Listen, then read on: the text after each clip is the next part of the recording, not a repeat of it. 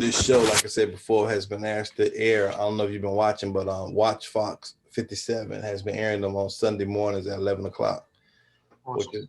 which is good. And the whole purpose of what we're doing is the American history told from the Black experience. Is trying to get our people to see not so much as the heroes of the past, but the heroes now here in the communities, the ones that they can reach out while they're still here, talk to, and hopefully motivate them to actually take part in here. So without further ado, my name, of course, is Perry Bradley, Building Better Communities. I'm gonna let Charmaine go ahead and introduce himself. Do you want the full intro or just Charmaine Presley is good enough? Nah, you can tell them a little bit. I think they know us by now, but go ahead. You can let them know a little something, maybe something new. Yeah. So my name is Charmaine Presley. Born in 1974. Courtney and Mary Presley in East Smith, South Carolina. Graduated from Lake City High School in 1992. Went on to Clemson. Graduated from Clemson in 1997. Various careers in between, food service, snack food business, and went into the military in 2004. 2004 until 2012 in total. I am married, wife Crystal, Charmaine Jr., my oldest son, and my daughter Chloe Presley. I'm currently in cybersecurity, working in the Washington, D.C. area. Don't one of your sons have a birthday today? Absolutely. He turns 21 today. Oh, wow. Okay, awesome. Happy birthday. All right. So now, this next guest that we have that I want to introduce is someone that's dear to me, almost like a great mentor, someone I've known for a while. I'm gonna give his bio, but it's no way near who I know him as a man. And I am talking about the Honorable Stephen K. Benjamin. He's elected mayor in a record turnout election in April of 2010 of Columbia, South Carolina. Mayor Steve Benjamin has made his mission to create in Columbia the most talented, educated, and entrepreneurial city in America. President Barack Obama's administration commended Mayor Benjamin on his work on behalf of my brother's keeper, MBK. The city's MBK effects, in addition to Mayor Benjamin's leadership, have led Columbia to being seen as the nationwide leader in implementing and upholding the missions of the program. Mayor Benjamin was asked to speak in the 2016 Democratic National Convention, where he talked about the importance of instilling in his daughters that they can do anything they set their minds to, even become a president of the United States. And I'll be honest, Kamala is showing them the way. In addition to serving as mayor of Columbia, Mayor Benjamin also serves as the 2018-2019 president of the U.S. Conference of Mayors and as chairman for municipal bonds for American members of the Federal Communications Commission's Intergovernmental Advisory Committee.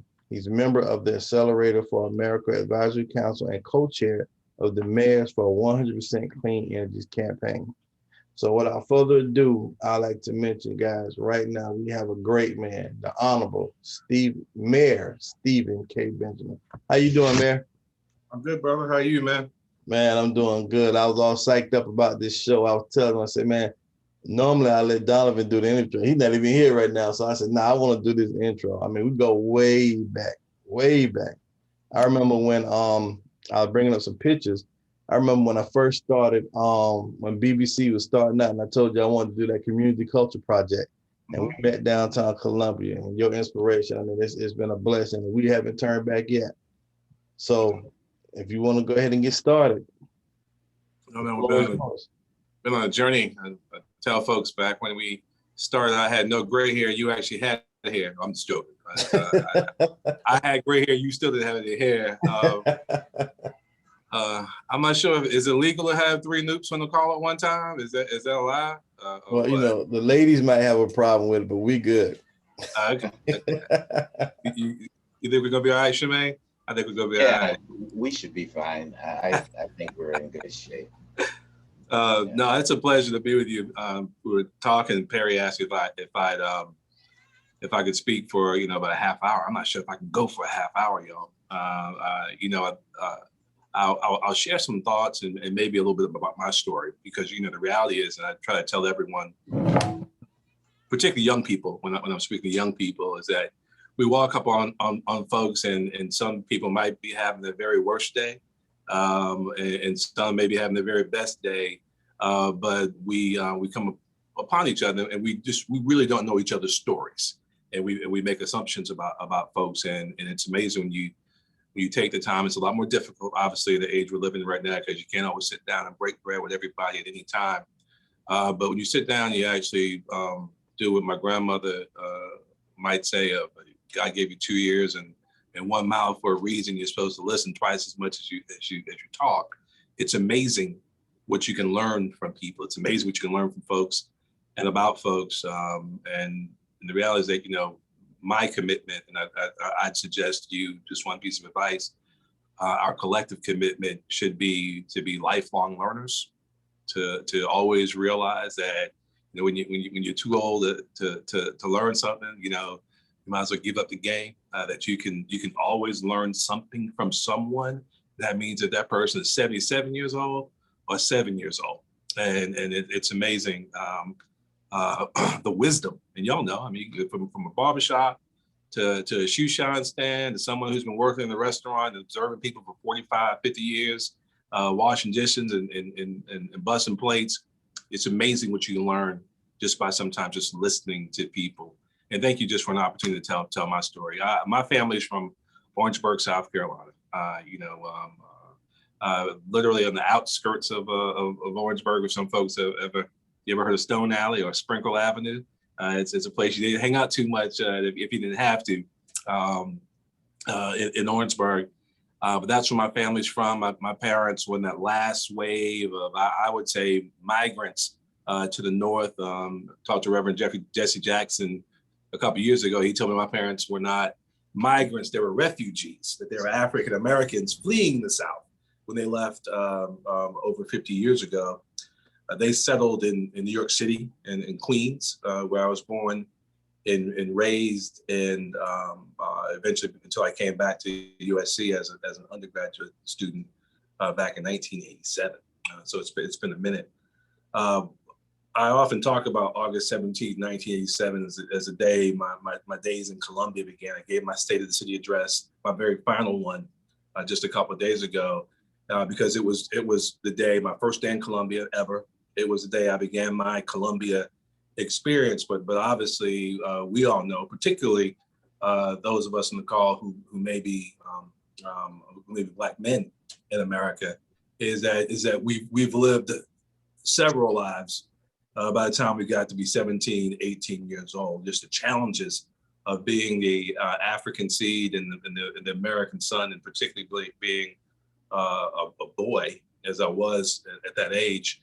I had my own journey growing up in a household. First of all, I was incredibly blessed and fortunate.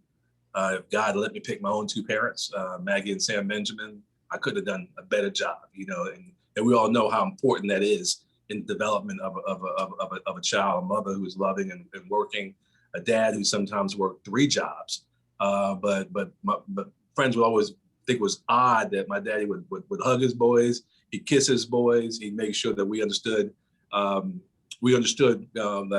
we were loved, and he gave us what I still believe was the very best gift he could ever give us, is that he loved my mother, and he showed that love to my mother. He showed us what a healthy relationship was supposed to look like. No, marriage was never perfect. He'd tell you that. My mom would tell you that. They've been married now for going on 54 years now. But indeed, that foundation was so important in helping a young Stephen grow up. I grew up in Queens, and I would fall into the category that probably all 3 of us on this call and a whole bunch of us looking at right now. I was a knucklehead. Okay, I was not only blessed, but also probably pretty doggone lucky, because I often tell people when people cast aspersions on our kids, especially a lot of our children who may not be doing right or doing the things that we know that they should be doing, that if indeed we were held accountable for all the things we did as teenagers, y'all, none of us would be where we ought to be. I wound up being suspended from high school twice. I had to go to night school to finish high school on time, and I was always really, really good at standardized testing. So that was my life, because by the time I became a sophomore and junior in high school, I was not the student that I knew I could be. But the SAT saved my butt and got me into some schools. I applied to USC and I was accepted. And it's amazing. That was my exit from the city. That was my exit from my environment, which I know, just being frank, that if in fact I hadn't left the environment that I grew up in, then I would have been engulfed by it. It was my way out. I found myself at the University of South Carolina as a hungry, eager. I was suspended from high school because I was a fighter. I fought all the time. I was an intemperate 17-year-old, and I was fortunate enough to find a few folks who were immediate mentors to me. One brother, Charles White, and two sisters, Tracy Watkins and Mira Crosby, amongst them, who were focused on I guess probably the term for now, they were freedom fighters. They were interested at that time. Many of us remember the Confederate battle flag flew not on our state grounds, but actually in a sovereign position on the top of our state capitol dome. It was a time when we were all very engaged on the issues of apartheid and fighting apartheid in South Africa and protesting to demand that American companies and pension funds take their money out of South Africa as we sought the release of Nelson Mandela from prison. And I found a way through these mentors to start using all this doggone energy I had for good, and I got involved at that time in the NAACP, became the chair of the Political Action Committee. And by the time I was at the end of my freshman year, I was elected president of the USC chapter of the NAACP. We built it to be the largest college chapter in the country, and we were just on fire. If there was something to be called out, we were going to call it out. We were organizing, we were registering voters, we were doing all the things that we should have been doing at that age, and we were really fortunate to also be mentored by a wonderful group of adults. Nelson Rivers, now Reverend Nelson Rivers III at Charity Missionary Baptist Church in North Charleston, was the leader of the NAACP at that time, along with Dr. Bill Gibson, who was our president. And they gave us more responsibility, authority, and the accountability that came with it than probably we should have been afforded at that age. But it's amazing the strength it gives you to really lead. It gives you a chance. And quite frankly, I know Perry and Shemaine would agree, you can only really learn to lead by actually doing it, by paying attention to folks who are doing it, and by occasionally failing. Okay, and that's another point I want to raise, is that as you try to do things, as you try to do small things and big things, you will sometimes fail at doing it. So don't let that take away your spirit or your fight. You put your time and energy and your time, talents and treasures into a big event designed to help build a community, and you show up and it's just you and your homeboy there or your homegirl there. It doesn't mean it was for naught.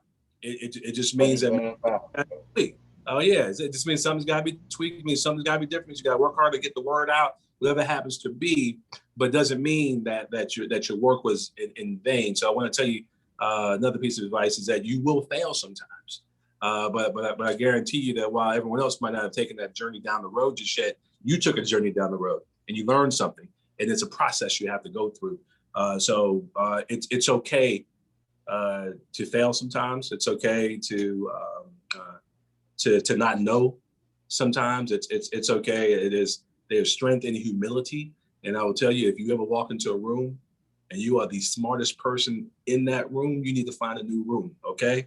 Because you want to be surrounded by people who have something else to bring to the table. So you're gonna fail sometimes. We all do. I certainly did. I was surrounded, however, by a whole bunch of folks who are just hungry about the issues that we were passionate about, and hungry just to want to keep moving forward to try and help change the world around us. One of the very best lessons I learned, particularly in school and college, is I learned to fully appreciate my history, to truly understand the very unique journey of the African seed and the American son. There's been no experience in the history of the world like that of Black folk in America. The story of Black people in South Carolina in particular is a unique one, a uniquely powerful one, a uniquely beautiful one, a uniquely painful one. And I committed myself becoming a student of our history, because I do believe, as I know many of you do, that those of us who don't know our history are forced to repeat it. I've immersed myself in the history and culture of Africans in America, because it's also allowed me to truly understand and appreciate the fact that not only is our story unique and special, but the reality of oppression, the reality of discrimination, the reality of sometimes the most inhumane acts of the world are universal. Our story is special, but all those things are universal. And it gives you an ability, once you fully understand what we've been through, to be able to relate to people all around the world, whether it's that young man standing in front of a tank in Tiananmen Square in China, or young people screaming for freedom in Tahrir Square, or those who are fighting genocide in multiple parts of the world, regardless of what the hue might be. It helps you understand the story of Jews and the Holocaust and Palestinians on the West Bank. It helps you develop some connectivity and helps you understand that humanity is humanity. But if you can continue to think globally, but act in your own community, act in a community where you can be on the ground, helping someone live up to their truly God-given potential, then you can help move the needle for a number of communities. Many of you, we all know, we all have those brothers or sisters that we've engaged with over the course of our lives, particularly some that maybe we were friends with as young people, who were amazingly gifted and talented in one way or another, academically, socially, culturally. They were incredible musicians, or maybe they were world-class athletes. So whatever it happens to be, and the world never got to see their gift because of one reason or another. Never got to see their gift. The opportunity to live a good life, the opportunity to live a full life in this country has been denied so many. And if in fact, as early as possible, and some of us will get there at 20, 30, 40, 50, as early as possible, we realize that if we decide to use our respective talents to give that kid, whoever he happens to be, wherever he happens to be, whatever zip code, whoever his parents happen to be, if he doesn't know who his parents are, if she doesn't know where she is, we need to make sure we understand that we can play a role in ensuring that she knows where her next meal is coming from, that she can go to bed at night not having to listen to gunshots, that she should be able to have the opportunity just to be a child at age 9, 10, 11, 12, and not have to deal with adult issues, and have a chance to truly live up to her God-given potential, because she has the potential to do some amazing things.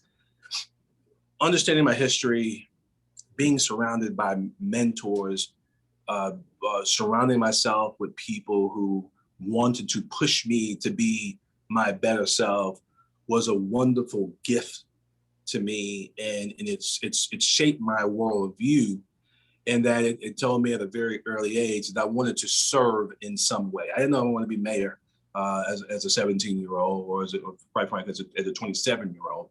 But I knew that I wanted to serve in some way. That God gave me several gifts in the forms of people, but some talents that if I use them properly, I can make this world a better place.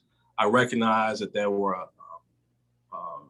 men like Shemaine who went off to fight wars in World War II in Korea and Vietnam, serving their country, only to come back to the very same country, take their uniform off, and never have the respect of being called sir. Never had the ability to participate in the American economic experiment, never had a chance to take advantage of what was available to veterans that didn't have their skin color and give their families a shot to participate. I understood that I was standing on the shoulders of those men, of that woman who washed dishes at Booker Washington High School all night long, and but didn't make it robbery to go to an NAACP meeting to make sure people that brother who shined his shoes on Main Street in front of the Fox Theater. No one knew his story about how he worked so hard to get to that point, just so he'd be an independent businessman to provide for his family. I understood that I was standing on the shoulders of these amazing folks whose names were never going to be in lights, their names weren't going to be in Times Square, wasn't going to be written about in history books, but I was standing on these broad, strong shoulders and understanding now it's my job, it's my responsibility, not by virtue of my title, but just because of the gifts that I've been given over the course of my life, to present these shoulders for service to folks who I expect will go out and do much more amazing things than I could ever do. And I'm gonna close on that. This generation of young people who are standing on our shoulders are amazing, amazing. I'm so encouraged by the depth of leadership, the well of empathy that I find in young people. I have a newly minted 16-year-old, y'all pray for me, daughter, and a 13-year-old daughter who are as bright as the world can imagine, who have, of course, the digital natives. They Perry and Shemaine, y'all old enough to remember what an encyclopedia was, okay? You actually had to go to the encyclopedia. You had to hope you had the supplement to give you some up-to-date information on what's happening in the world, or you had to make sure you memorize the Dewey Decimal System so you could work your way around a library and find some things. Children who have the world's libraries literally at their fingertips, so they have access to all this information to tell you what's happening in Kuala Lumpur, what the weather is like in Brisbane, Australia. So they have the ability to access this technical knowledge and they know it. But I'm seeing in some of these young people these incredibly deep souls. They care. They're compassionate. They understand the interconnectivity of the world and their responsibility in making the world a better place. And growing up now, today, when you're looking at the greatest pandemic since 1918, the greatest economic disruption that the world has seen since 1932, and the greatest social unrest that we've seen since 1968, all those three seismic events were decades apart.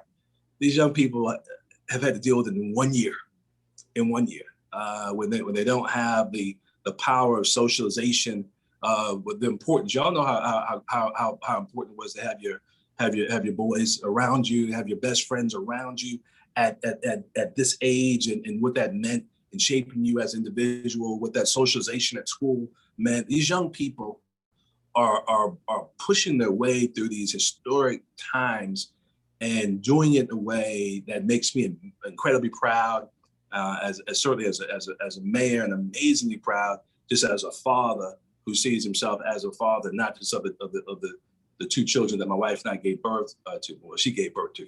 I was there as well. But all these babies are our babies, and I'm just so impressed with them, and I feel so comfortable in the idea that if we continue to pour into them, if we continue to give them the value of our experiences and to pass on the experiences of our ancestors, then they'll be prepared to take on the world. The power of experience, to those of you maybe a lot younger than me, is that experience is the very best teacher in the world. It's also the most painful teacher in the world. You got to go through something to get somewhere.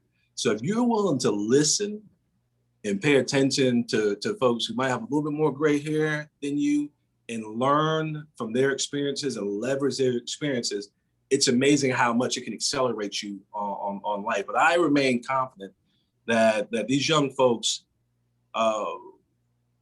using their God-given talents, leveraging their experience that we need to continue to pour into them, that they're going to save the world, y'all. They're going to save us from ourselves. Whether it's building a more thoughtful, compassionate world that forces people to work together towards real solutions, a more equitable world, whether it's a focus on green and renewable energy that saves us from destroying our environment, whether it's a focus on creating a more peaceful world that saves us from the potential and possibility of nuclear war. I ain't gonna lie to you, I almost, there's not a whole lot of things that keep me up at night, but the thought of the former president of the nuclear football kept me up at night, y'all. It just did. I am convinced that these young people channeling the strengths, experiences, the souls of our ancestors will put us on track to a much better world. Some of you may know, 2 weeks ago, I announced I'm not running for a fourth term as mayor of Columbia. I expected to serve 2 terms. I've been mayor for almost 3 at the end of this year, and I will tell you, it has been the professional joy of my life, to be able to serve and give back to the city that's given you everything and giving you so much. Gave me a beautiful wife and a loving family. It has nurtured us in so many different ways. To have a chance to pour yourself into a job like this for what will be 11 and a half years is an amazing blessing. I'm thankful for it. But though I'll be stepping off the stage as mayor at the end of this year, I won't be stepping off the stage. I was involved as a citizen, actively involved in a bunch of things before I became mayor, and I'm going to be actively involved when I left mayor. I think when I leave office on December 31st, 2021, I don't think Perry's going to stop calling me because there's a lot of good to do.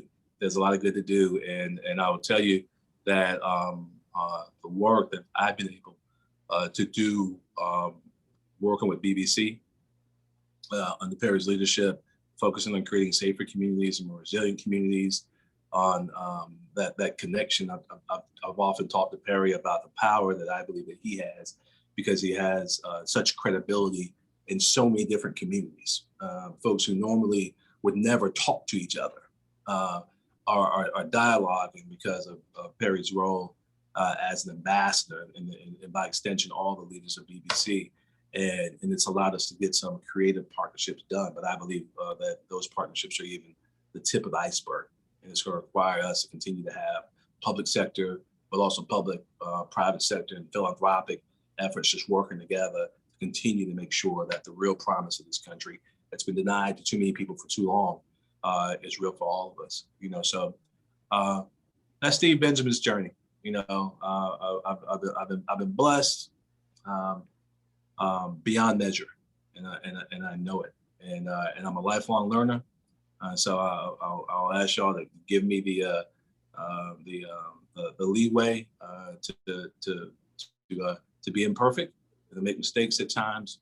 I believe we can all continue to grow together and do some amazing things together. So thank you, brother. Thank you for the platform. Thank you for taking the time to respond. We just had Donovan Waddell, who's another Clemson Newt, just join us. So Donovan, you want to give a brief intro before we get started with the Q&A?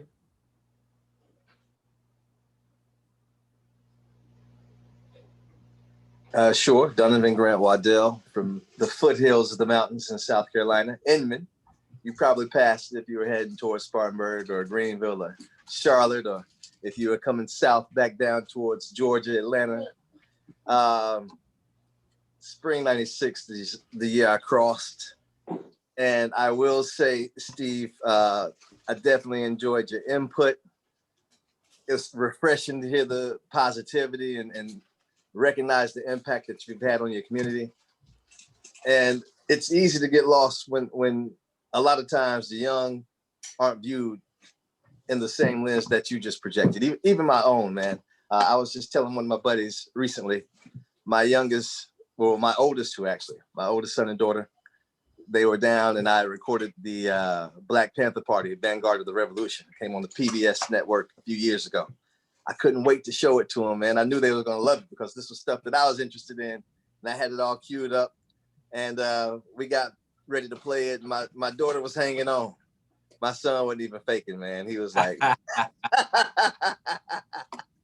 I'm like, what's wrong, man? I mean, they had nice music with it and everything. And they were bored out of their minds. And it's not because they're bad kids. It's because that in itself means something different for them than what it meant for us. And even the perspective, you mentioned the pandemic. My daughter, she's 11, recently had a birthday. And it's different for us because we've experienced life pre-COVID much longer than them. I asked her, I said, how do you feel about these times right now? Is this something that's really crazy or not weird at all to you? Because you got like you reckon they're just moving through it. And she said, it's kind of strange, but not that strange. And that's because their time of being around their friends is much shorter than the time that we've had, man. So just hearing that positivity from you, it was good to hear. And I appreciate that. How old is your son, brother? My oldest son is about to be 15. And I have a son that just turned 6. Everyone's birthday is coming. Quit testing me like this, man. Let me tell you, brother, whether they're engaged in what you're talking about or not, they will be. It's amazing, as we watch our children grow, these little human beings just develop into young adulthood and adulthood. It's like one day a doggone switch just flips. You know what I mean? And I guarantee you know it because we all know it from our own experience.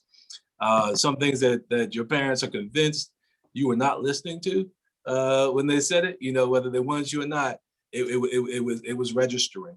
It was registering. It was registering, and at some point, say my dad wanted to talk to me about that. My dad wanted me to hear about that, and it's going to dial in. So you keep pouring into them.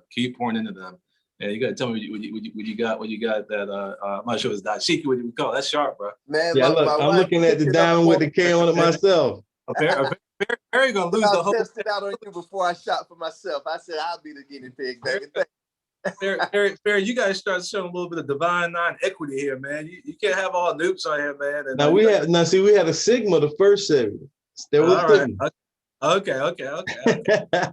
But nah, you got a few questions. I'm gonna go through the first 2 I got that are on the post. Then I have some that were inbox. But the first question is from Marlon, who says, "Do we have any talk of having a dedicated Black History Museum in Columbia?"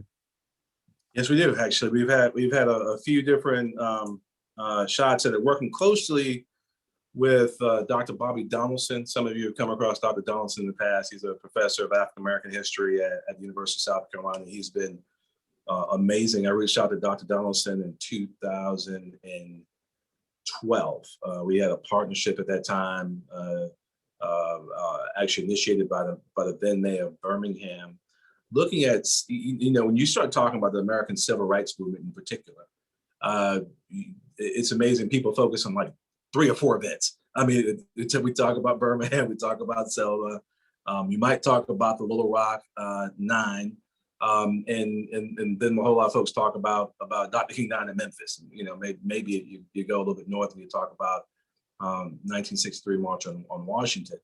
But it's amazing the number of stories, and I'm only just talking about what's historically characterized as the civil rights era in South Carolina. But you go back to Reconstruction. You go back to the 1870s or before that.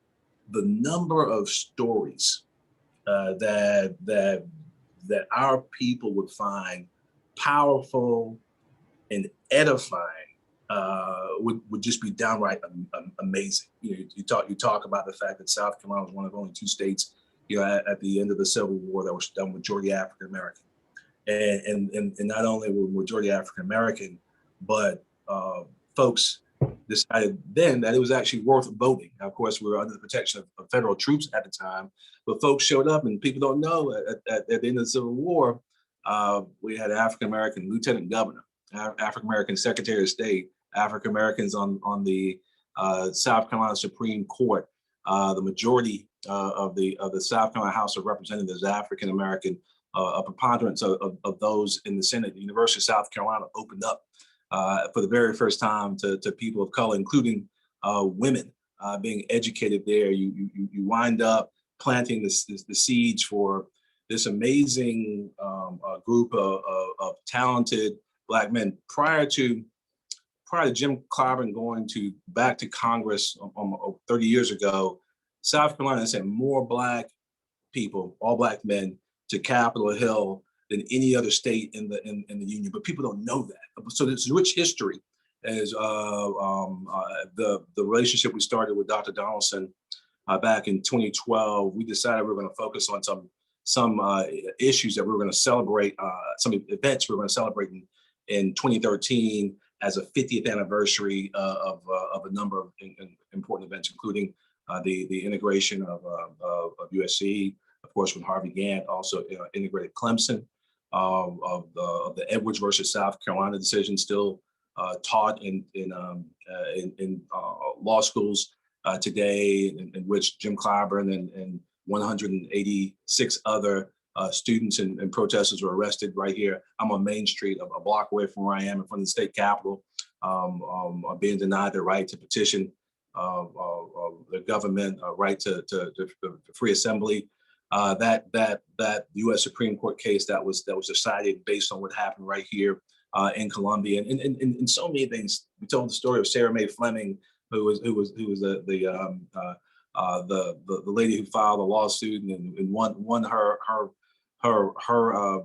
right to integrate buses here in Columbia, South Carolina, the year before Rosa Parks did. We were able to tell these stories, and it gave us this wonderful cachet of stories, both documented and undocumented. We went over the state newspaper, y'all. There was an agreement between Governor George Bell Timmerman and the former Columbia Record and State newspaper. The governor, he was governor in the 1950s, that they would not they would not tell the stories of African American civil rights protesters in Columbia, South Carolina.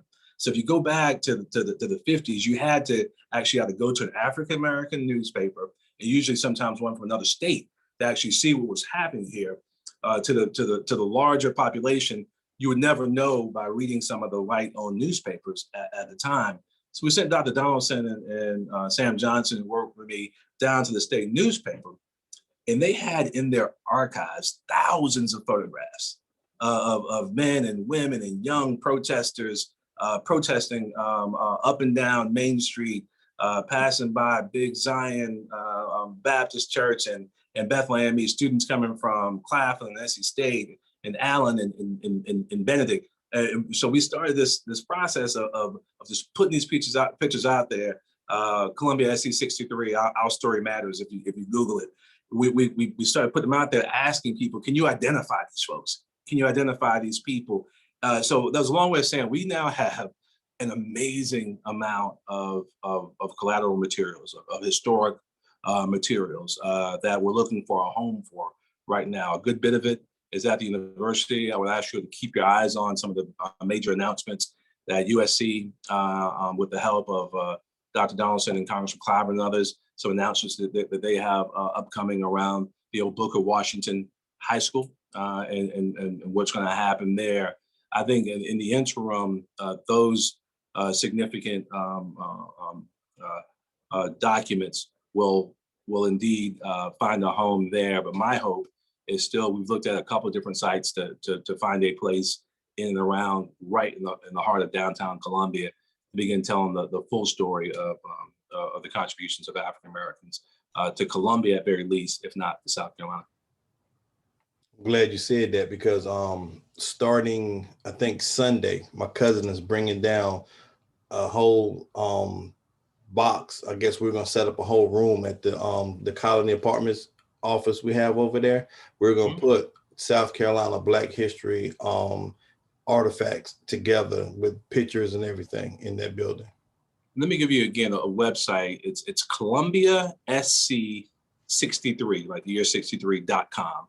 You get a second, y'all check it out, and I think you'll be amazed at. I mean, we have a walking tour of downtown Columbia, recognizing significant sites and those who contributed again to the civil rights history of our city. It's about to be expanded into the area on the other side of Assembly Street, where it was our Black downtown, the center of our commercial district prior to integration. So it's ColumbiaSC63.com. To give you just a bit of a taste as exactly what we've been working on here. Okay, awesome. We also have a question that's coming from Paul. Hold on, let me get back to it. And what Paul asks is, what might be the future for those that are left behind with racism and very low wage service workers? You know, it's you got a similar answer from me a year ago, but I think that's even a more relevant and pressing question right now. You know, we were already watching some significant trends across the country and across the globe as it relates to what some people like to call the future of work. You know, where automation and advanced machine learning and artificial intelligence might be taking us as a society, and what that means for jobs. What we've seen over the last 70, 80 years, so just maybe starting about 1940 or so, is we've seen back in 1940, a child was 90% more likely to do better than their parents. You know, we all heard the same stories on where you grew up, who raised you, mama, grandmama, dad, whoever happens to be. The story that my parents told me is, son, you're supposed to do better than we did. You know, we give you all the opportunities in the world to do better, whatever better happens to be. If it means more education, if it means earn more, whatever happens to be. Well, in 1940, regardless of race or ethnicity even, that was more likely to happen than not, 90% actually more likely.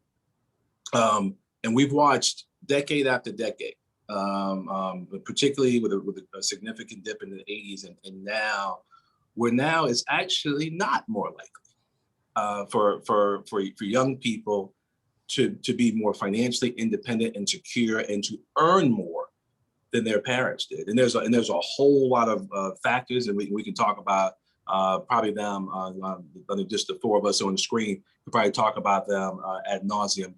But I believe it is a real indication of the fact that I believe in capitalism. I've been in business. I've owned a number of businesses and property and everything else.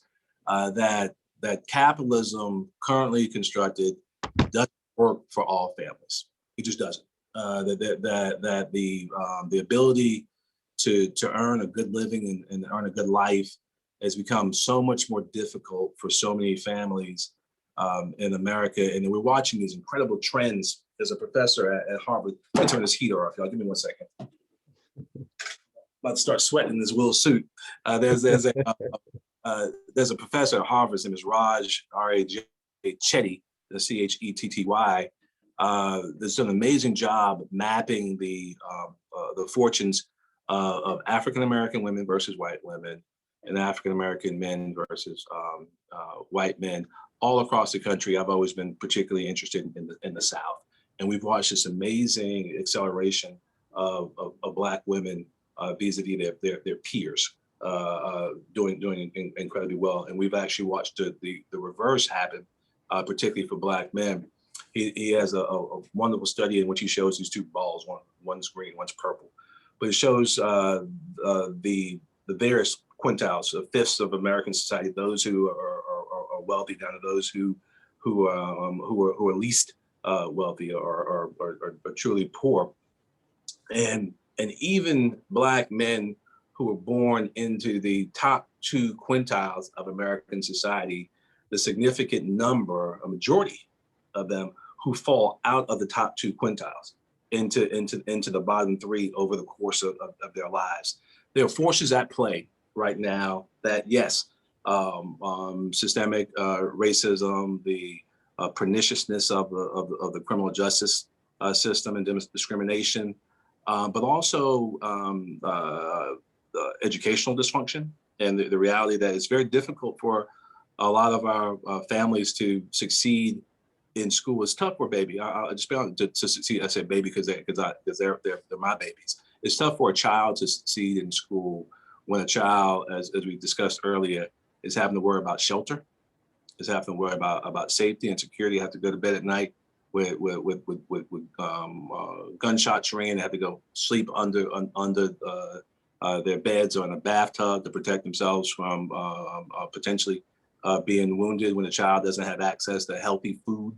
And at least here in South Carolina, it's very real that if in fact you happen to be poor, there's a great likelihood that you're Black. We're seeing some significant disparities, obviously really illuminated in the midst of this healthcare crisis and the access to quality healthcare. Access to healthcare is a predicate for forever being able to truly participate in the American economy. And we're seeing this trend back to where I started of watching automation, AI, and advanced machine learning, this future work adversely affect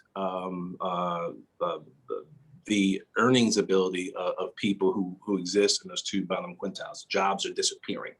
And the jobs are disappearing in a lot of places because of that, but particularly for folks who work in those jobs. Pull a statistic here. You guys, some of you are old enough to remember Eastman Kodak. So in Eastman Kodak in 1962 employed 75,000 people. At the same revenue scale, making the same money, Facebook in 2013 employed only 6,300 people. So less than a tenth of the people.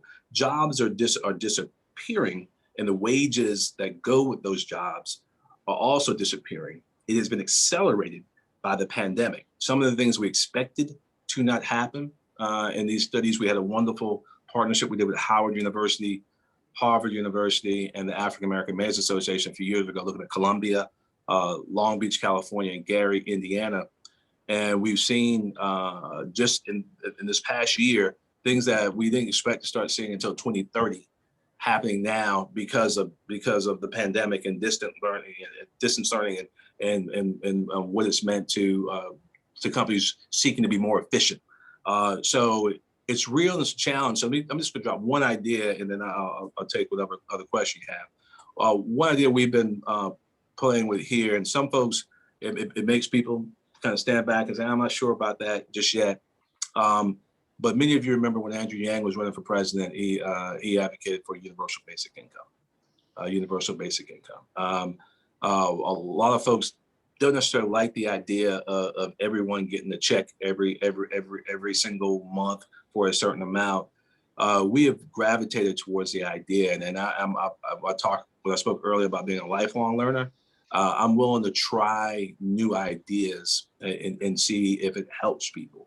So we've joined a coalition of mayors titled Mayors for Guaranteed Income, in which we raise money. We raise money from the Knight Foundation that used to own the state newspaper. We raised some money at the U.S. Conference of Mayors, and the most significant amount of funds came from one of the founders of Twitter, Jack Dorsey, in which we've been able to pull together about over $800,000.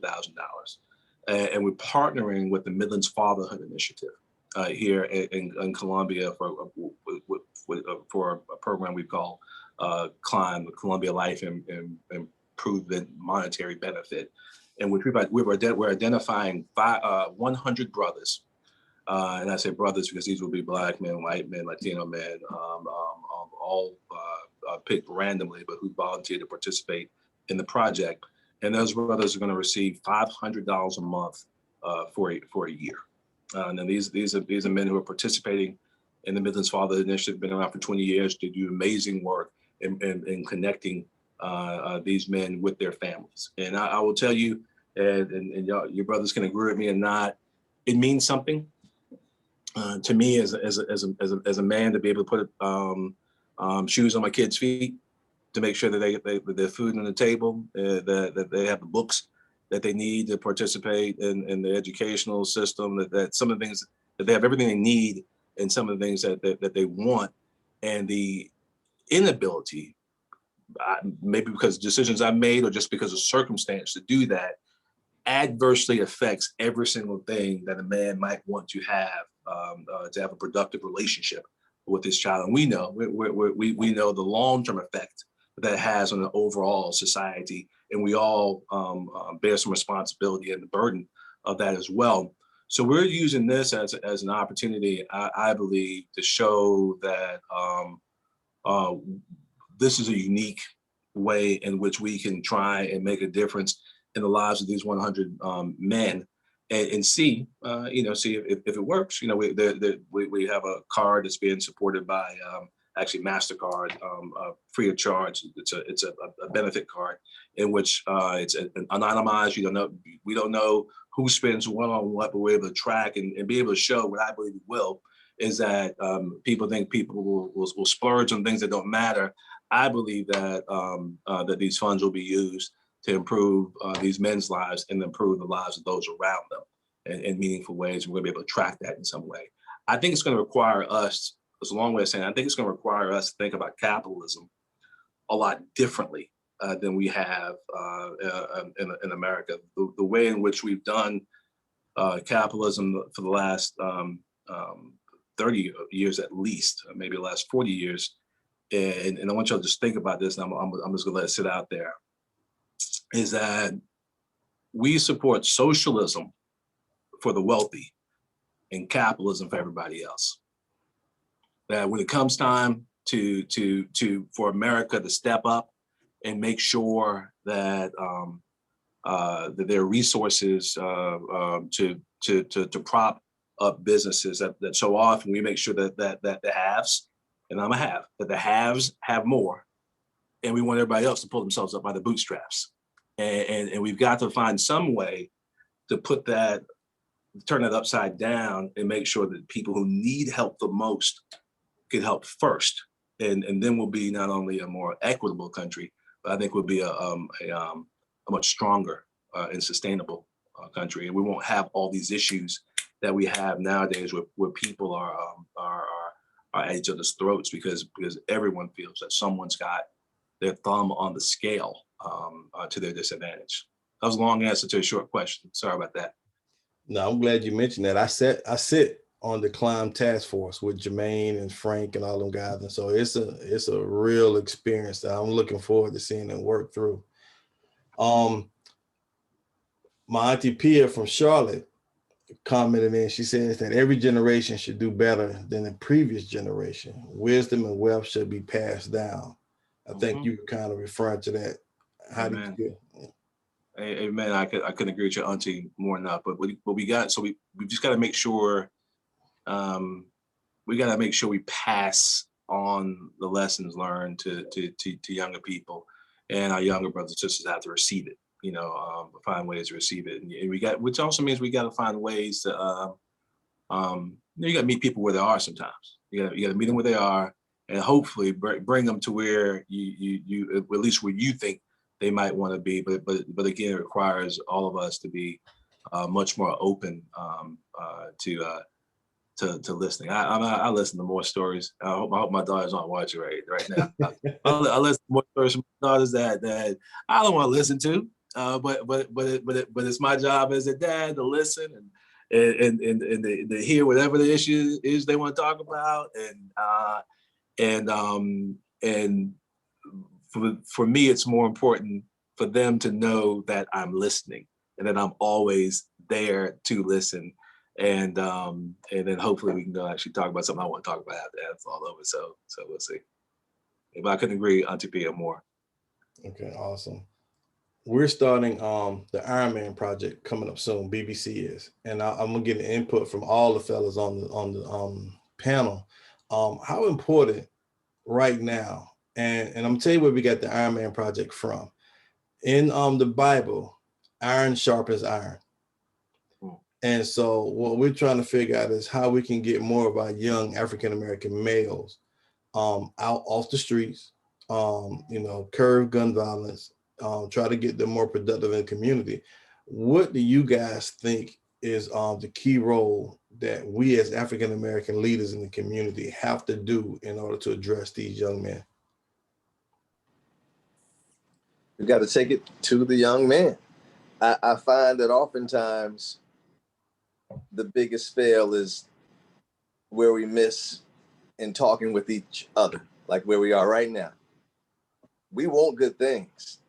And for the most part, most people want a happy life. They want to be able to feel comfortable, feel like they have potential and simple stuff in life. Everybody doesn't want a long list of things. But when you find positive people, a lot of times we gravitate and talk in the same circles. We're not in the streets where the problems are. We're in a meeting, or we're doing something nice in front of the library to invite those people out. Sometimes you got to go to those people, and it's not the easiest thing to do. I think that's one thing that we can do. And that's only if you're comfortable and safe doing something like that. Go to where you see the help is needed. All right. Jermaine?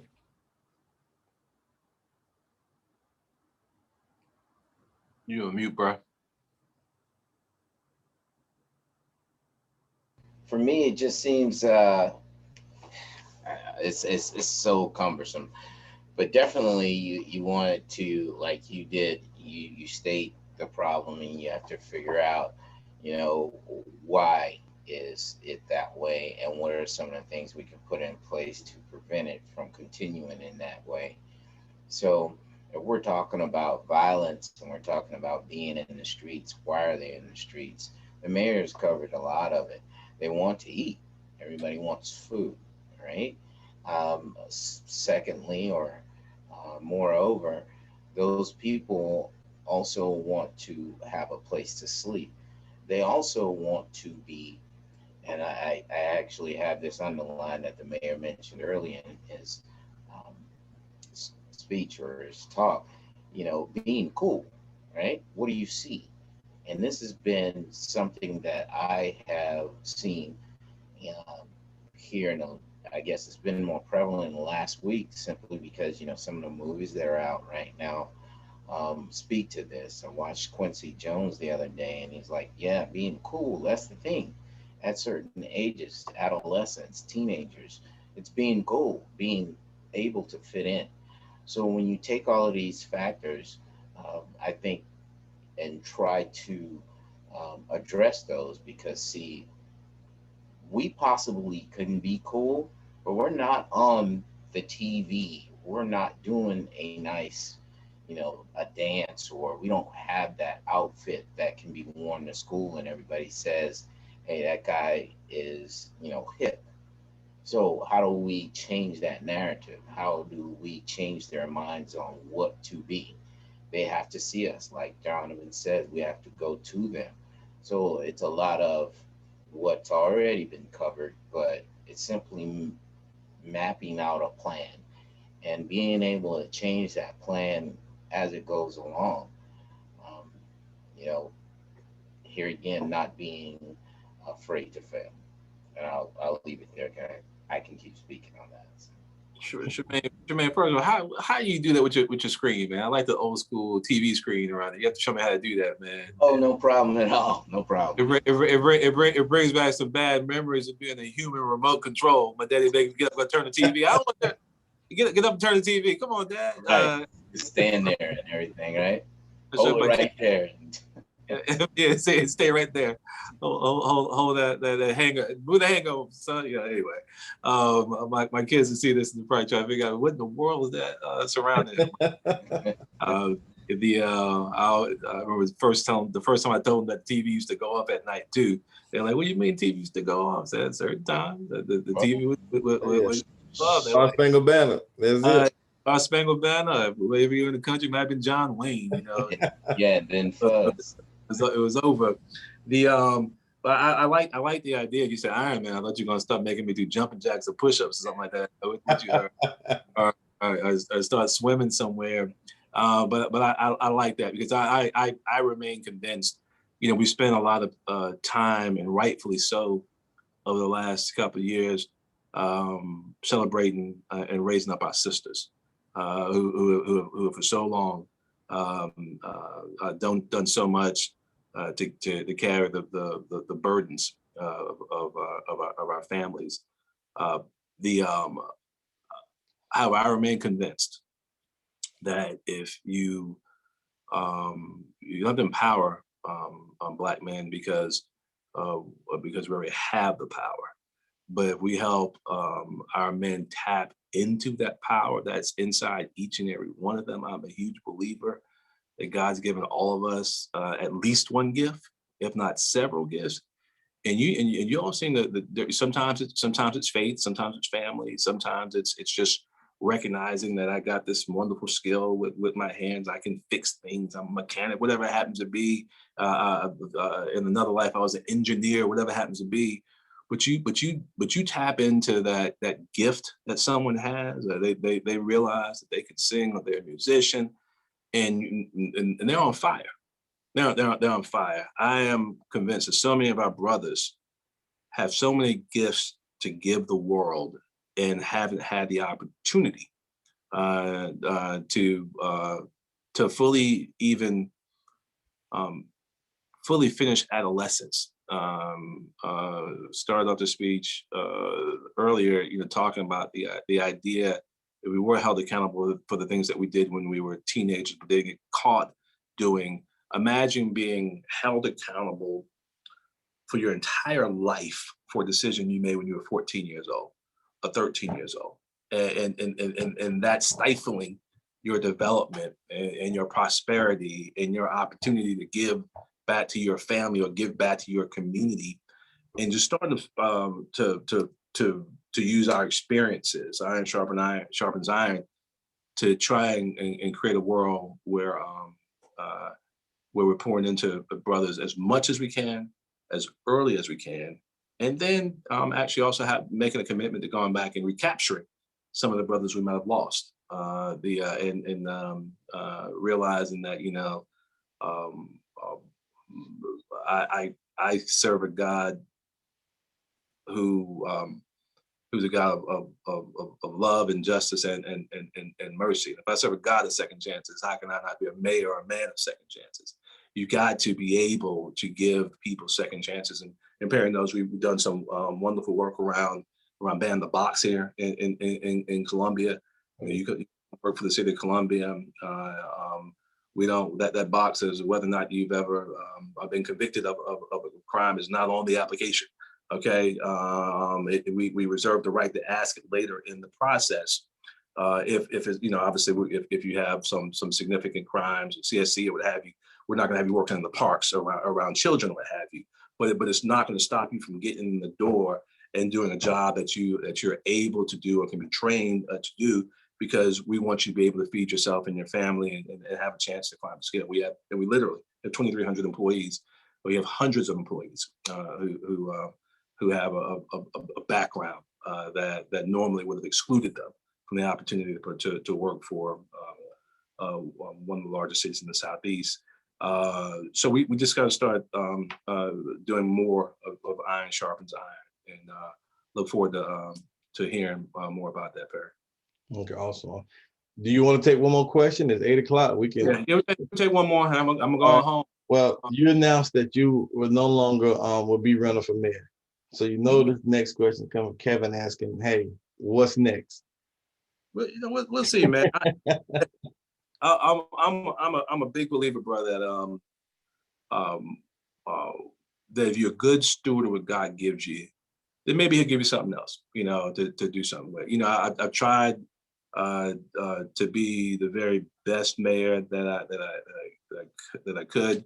We hit some doubles and triples. Occasionally we had a home run. Sometimes we struck out, but we never stopped trying. We never stopped speaking to the dignity of all people, and I'm proud of that. Politically, we'll see. I do not believe, and I really want everyone to hear this. It's maybe one of my very last thoughts. I do not believe you have to be an elected official in order to serve. Okay, the titles do not make leaders. Okay, and you run up on people.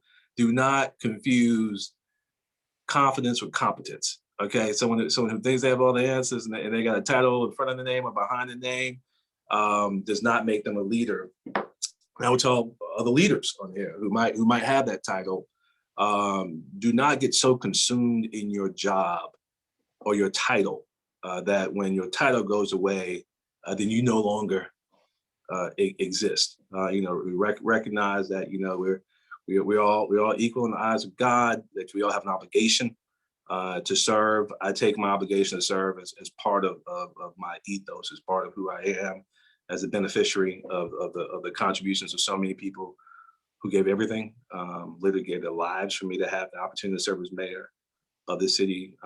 Men like George Elmore, if some of you are familiar with the history of South Carolina, George Elmore was a Black man, actually half Black, half Jewish, from Holly Hill, South Carolina, who owned a five and dime store and a taxi cab business here. Very successful businessman here on Gervais Street, between the Waverly and Lion Street communities here.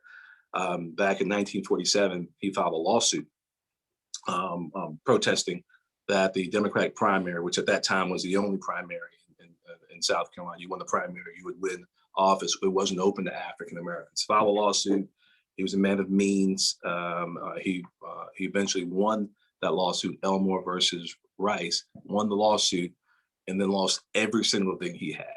They took him out. Took him out. He died poor, penniless, and broke. There's an obelisk in his memory at Randolph Cemetery here in downtown Columbia. You got folks like George Elmore and others who literally gave everything just so this little Black boy, his family from Orangeburg, raised in South Jamaica, Queens, thought that he might want to be mayor of Columbia, South Carolina in 2010. That's what we're made of, y'all. We are made of some amazingly strong men and women. That doesn't stop on December 31st when Steve Benjamin leaves office. I hope and pray that if God sends me back in the direction of serving an elective office, I'll heed the call like a good child. But I will tell you that the work that we're talking about iron sharpens iron. We're talking about looking at new ways to make this economy work for all types of people. We're talking about preserving history in African American museums. We're talking about just making sure the promise of this city and the state is real to all of us. I'm not going anywhere in that regard. So I'm going to still be here as a servant and locked arm in arm with good brothers and sisters like y'all. So keep a brother in prayer. And when the time comes, y'all pray that my wife and my daughters give me the permission to go and do it, okay? Hey, we know you got it. They got your back. That's a good thing. All right, last and final words, brothers. We're gonna end the show now. It's great. Oh, and Newt, Vanzel, he says, congrats on a highly successful term as mayor, but I hope we can call you senator in 6 years. So tell Vince, I don't know about that, but he's another good Newt and good brother. Another Clemson Kappa Lambda. But he and his entire family. I mean, you just think about all the folks, the literally thousands of people who supported our initiatives over the years, make us successful. And Vanzel was at the beginning, and we still got a lot of good to do, y'all. A lot of folk need us, so let's step up and do what we're supposed to do. All right, well, guys, y'all go ahead. Y'all can. I've talked enough, so Donovan, I'll let you start closing. I'm with Vanzel, man. You told us about the guaranteed income for the fathers in your community. You let us know about allowing folks to be able to be employed that might have missed out previously because of one little checkbox, man. We'd like to see you do something, man. Whatever it is, doing it. I enjoyed hearing everything you had to offer this evening. Thank you, brother. Thank you so much. Jermaine. Absolutely. It was great hearing you with a couple of things you said. Always listen from 7-year-old to 80-year-olds. The history, learning your history, being at least aware of it, not having, not knowing much about it. It was great to hear you go through a lot of the South Carolina history. And thank you for joining us and enlightening us. Amen. Thank you, brother. Thank you so much. Give your brother my best, all right? I'll do my best. All right, Mayor Benjamin, your final thoughts, anything, or you're good? No, thank you, brother. Thank you for all you do, man. And let's talk soon. I know I'm talking to Perry before the sun set tomorrow, y'all. Yeah, know this. My brother's always doing some good stuff in the community. So let's keep pressing, and y'all be well, be safe, take care of yourselves, mask up, and get the vaccine when it's available to you, and we make it through tough times together. All right. Yes, sir. All right. God bless. Take care. Thanks, everyone. Thanks.